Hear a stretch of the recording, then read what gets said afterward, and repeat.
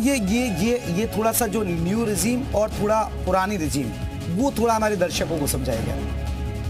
Last time जब सरकार ने बजट पेश किया था तो उसमें यह कहा था कि बाय डिफॉल्ट आप नई स्कीम में आ जाएंगे। पहले हम बाय डिफॉल्ट पुरानी स्कीम में रहते थे, तो बाय डिफॉल्ट आप नई चॉइस भी तो थी इसमें, चॉइस थी। अगर आप जाना चाहते हैं पुरानी स्कीम में ही अभी कंटिन्यू करना चाहते हैं, आपको लगता है आपकी डिडक्शन ज्यादा हैं, तो आप पुरानी स्कीम में ही रह सकते हैं। बट वो आपको लिख कर देना पड़ता था कि हमें मैं पुरानी स्कीम में ही रहना चाहता हूं, बट बाय डिफॉल्ट आपको नई स्कीम में डाल दिया जाता था। बट मुझे ये लगता है कि अगर आप मान लीजिए हाउसिंग लोन के ऊपर भी डिडक्शन ले रहे हैं, अंडर सेक्शन 24B भी अगर आप बेनिफिट उठा रहे हैं, तब भी आप न्यू स्कीम में, जो न्यू रिजीम स्कीम है उसके अंडर अगर आप कर रहे हैं, तब भी आप बेनिफिट में रह रहे थे। तो न्यू रिजीम अब लगभग लोग अपना चुके हैं और मुझे लगता है उसमें टैक्स और कम करने से और उसमें लोग शामिल होंगे। जी, कलित साहब, एक और बहुत महत्वपूर्ण बात है, क्योंकि सरकार ने एक और घोषणा की कि इनकम टैक्स एक बिल लाने की तैयारी कर रही है।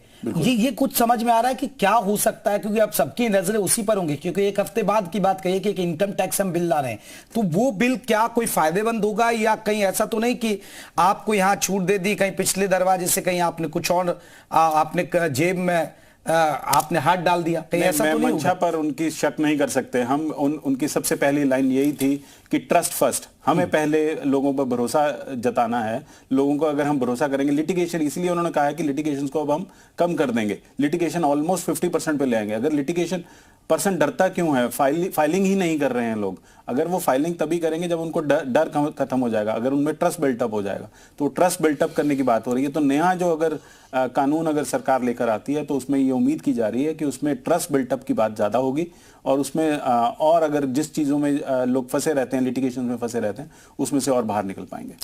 बिल्कुल। तो दर्शकों को एक बार बड़ी खबर आपके टेलीविजन स्क्रीन पर हम दिखाने जा रहे हैं। जो दर्शक अभी अभी हमारे साथ जुड़े हैं, अगर आप 12 लाख रुपए कमाते हैं, आपकी सैलरी सालाना 12 लाख रुपए तक है, आपका जो है पैकेज, तो आपको लिए बड़ी राहत की बात है, क्योंकि आपको जीरो और उस पर अब 80,000 रुपए की बचत है। 18 लाख की आय पर 70,000 रुपए की बचत हो जाएगी। 24 लाख की कमाई पर आपको 1,10,000 की बचत हो जाएगी। 8 लाख की आय पर 30,000 की बचत हो जाएगी। यानी 12 लाख तो शून्य है, तो फिर आप आगे भी बढ़ेंगे तो उसका फायदा आपको सीधे सीधे मिलने जा रहा है। तो कई हर वर्ग, यानी 12 लाख वालों को नहीं, उससे अपर लेवल, मैं सही कह रहा हूं कि अगर वो 12 लाख है उसके लिए तो फायदा है, लेकिन उसकी 12 लाख से भी ऊपर है, किसी 15 लाख है, तो क्या उसमें ये पैमाना रहेगा कि आप 12 से देखा जाएगा? नहीं, वो 4 लाख से 4 लाख से देखा जाएगा। अगर आप जैसे ही एक्सीड कर जाएंगे तो 12 लाख से 4 लाख से शुरू हो जाएगी उसकी टैक्स ब्रैकेट। 4 लाख से 5%, 8 लाख से 10%, 12 लाख से 15%, 16 लाख से 20%, 20 लाख से 25%। तो 12 से ऊपर वाला जो कमा रहा है उसको फायदा आप देखते हैं? बिल्कुल देखते हैं, क्योंकि पहले ये टैक्स ब्रैकेट ऐसे नहीं थी। उसमें भी आपका 20,000 का 4 लाख तक, 8 लाख तक बेनिफिट हो रहा है, 60,000 का 12 लाख तक बेनिफिट हो रहा है, 16 लाख तक 1,20,000 का बेनिफिट हो रहा है, और 2 लाख का बेनिफिट हो रहा है 20 लाख तक। और अगर आप 25 लाख तक आ जाते हैं तो आपको लगभग 3 लाख के करीब का बेनिफिट निकल जाएगा। तो ये फायदा आपको बता दें कि हम बता रहे हैं कि क्या फायदा होने वाला है। ये स्लैब भी आप देख लीजिए, टैक्स स्लैब में बदलाव जो है वो हम आपको दिखा रहे हैं। नया स्लैब और पुराना स्लैब में जो है, ये तस्वीरों के जरिए, हम ग्राफिक्स के जरिए आपको समझाने की कोशिश कर रहे हैं कि आखिरकार इसमें क्या कुछ बदलाव हुआ है। ये आप तस्वीरें देख सकते हैं, उनके जरिए हम आपको दिखा रहे हैं।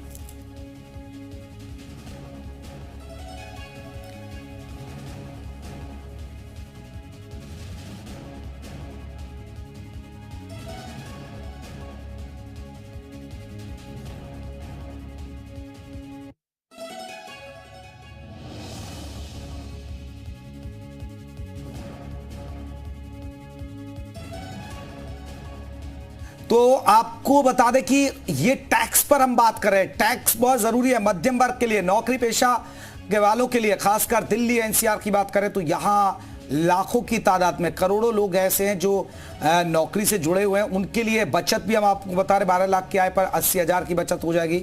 18 लाख की आय पर अब 70,000 की बचत आपको होने जा रही है। 24 लाख की कमाई पर 1,10,000 की बचत होने जा रही है। 8 लाख की आय पर आपको 30,000 रुपए की बचत होने जा रही है।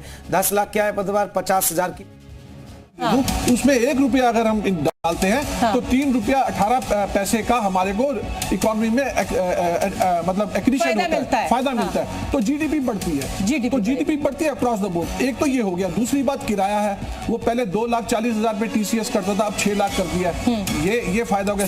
सीनियर सिटीजन को 50,000 से 1 लाख कर दिया है। और उसके बाद एक और चीज है कि इसमें जो है रेमिटेंस, LRS में रिजर्व बैंक की ऑफ इंडिया की लिबरलाइज रेमिटेंस स्कीम है, जो कि 2.5 लाख आसान शब्दों में बताइए सर इसको। हर एक देश का नागरिक $2.5 लाख तक अपना पैसा बाहर किसी भी काम के लिए, इलाज के लिए, पढ़ने के लिए या किसी और इन्वेस्टमेंट जो अप्रूव्ड है उसके लिए कर सकता है। ठीक है। तो पहले क्या था कि इसमें टीसीएस लगता है, तो पहले 7 लाख तक की छूट थी इंडियन रुपीज में, अब वो 10 लाख कर दिया है, तो ये भी बेनिफिट है। और दूसरी बात, जो एजुकेशन लोन जिन्होंने स्पेसिफाइड इंस्टीट्यूशन से लिया हुआ, जैसे बैंक हो गया या कोई और इंस्टीट्यूशन होगी, तो उस केस में पहले 0.5 TCS% वो मतलब देना पड़ता था, अब उसको नील कर दिया। ये बहुत बड़ी बात है। यानी बच्चों की फीस जब आप बाहर देते थे यूनिवर्सिटीज को, उसमें बड़ा विरोध हो रहा था।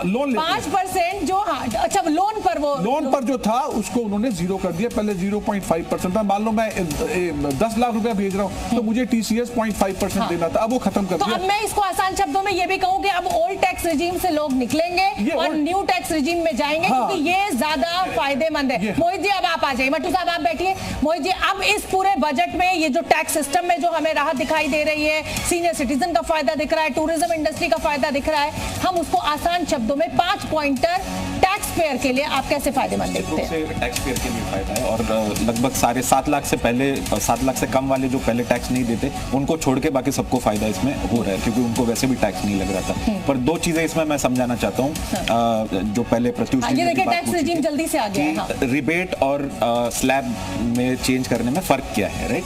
क्योंकि हमारे यहाँ पे भारत में प्रोग्रेसिव इनकम टैक्स होती है, तो आप पहले 12 लाख के लिए आप अपना टैक्स देते हो और उसके ऊपर के ज्यादा रेट वाला टैक्स अलग से देते हो। ठीक है। तो अगर आप इसको अंकों में समझाइए, अगर मेरी 12 लाख की आमदनी है, अगर आपकी 12 लाख की आमदनी है, तो आप आपके पहले 12 लाख के लिए एक 10% मान लीजिए टैक्स देते हैं। ठीक है। और आपकी उसके ऊपर 1,20,000 रुपए हो गया 12 लाख पर 10%। जी, और उसके ऊपर अगर आपकी 10 लाख भी आमदनी है तो आप उस 10 लाख के लिए ऊपर का जो स्लैब है वो देते हैं। तो 20 लाख की इनकम वाला भी 12 लाख के लिए वही स्लैब पे टैक्स दे रहा है जो 12 लाख वाले के लिए लग रहा है। अच्छा, हाँ, इसका बड़ा विरोध भी हुआ था। जी। तो अगर रिबेट नहीं दिया जाता, अगर स्लैब बदले जाते, तो 25 लाख तक की जो जहां पे स्लैब बदले गए हैं सबके लिए वो चेंज करना पड़ता। तो सरकार ने ये किया है कि 12 लाख तक एक टैक्स रेट रख के वो आपका माइनस किया जा रहा है टैक्स में से। तो उससे जो ऊपर वाले 12 लाख के ऊपर वाले जो इनकम है उनके लिए टैक्स अभी भी लग रहा है। अच्छा। लेकिन उनको रिबेट के फॉर्म में 12 लाख के नीचे जो है उनको रिबेट के फॉर्म में उसमें फायदा होगा। मैं इसको आसान शब्दों में अंकों में समझना चाहती हूँ, क्योंकि ये थोड़ा सा अगर आप आम दर्शक की बात करेंगे तो उसको बहुत आसानी से समझ में नहीं आएगा।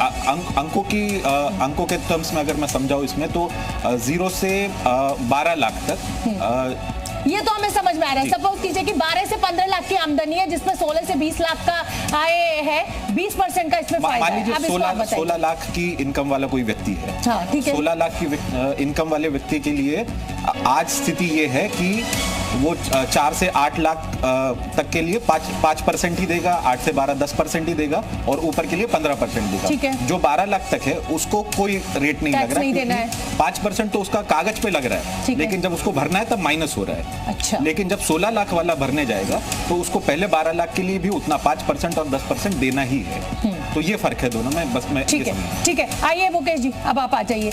ये जो मोहित जी ने समझाया और आसान करके आप जरा मेरे दर्शकों को फटाफट से बता दें कि अगर 12 लाख से 16 लाख के स्लैब में मैं आ रही हूँ और तो मुझे क्या फायदा होगा। ये 80,000 का फायदा तो बचत मेरी हो रही है, ये मैं बाजार में डाल दूंगी, लेकिन बाकी अगर और कैपिटल गेन है उस पर फिर मेरा क्या रहेगा तरीका टैक्स का? देखिए, इनकम है, इनकम की बात करें, कैपिटल गेन का टैक्सेशन अलग से होता है, कैपिटल गेन के रेट्स हमारे अलग हैं। ठीक है। लेकिन एज फार एज ये सैलरी की बात हो रही है, ये सैलरी या अदर इनकम की बात हो रही है। सैलरी की बात करेंगे तो 75,000 रुपए की स्टैंडर्ड डिडक्शन आप ऐड कर लीजिए, यानी 12,75,000 रुपए। ठीक है। नॉर्मल अगर नॉन सैलरीड 75,000 की हर स्लैब में लगेगी स्टैंडर्ड डिडक्शन। ठीक है, हर स्लैब में लगेगी वो 75,000 रुपए की। तो मतलब आप ये कह रहे हैं कि अगर मेरी 15 लाख आमदनी है और मेरे को 30% देना है, यानी 4.5 लाख रुपए का टैक्स देना है, तो उसमें मुझे 75,000 रुपए कम हो जाएंगे और वो 3,75,000 रुपए मुझे देने पड़ेंगे। ये बेसिकली 15 लाख रुपए पहले था, अच्छा, ये पहले था मैक्सिमम स्लैब 15 लाख रुपए से अगर ऊपर की आमदनी है तो आपको 30% टैक्स लगता था, जो कि अब 24 लाख हो गया है। हाँ, मतलब सोचिए आप, इसमें कुल मिलाकर 9 लाख का इजाफा सरकार ने किया। ये एक बड़ा वो इजाफा है। बिल्कुल, यही इजाफा है सबसे बड़ा। बाकी तो जो है 12 लाख तक आपको कोई टैक्स नहीं देना, उसके बाद उसी हिसाब से कैलकुलेशन होगी, उसी हिसाब से बचत होगी आप। ठीक है। अच्छा, एक जो शेयर मार्केट पर जो कैपिटल गेन पे, लॉन्ग टर्म गेन पर जो थी, क्या उसका कोई जिक्र नहीं किया गया? कोई जिक्र नहीं किया गया, वो सेम है। आज इसमें कोई जिक्र नहीं किया गया। तो कुल मिलाकर ये माना जाए कि मिडिल क्लास के लिए एक बड़ी बचत का मौका सरकार ने इस बजट के जरिए हमें दे दिया है। बिल्कुल दिया जी, बहुत बड़ा मौका दिया। आप मुझे बड़ा आसान शब्दों में जल्दी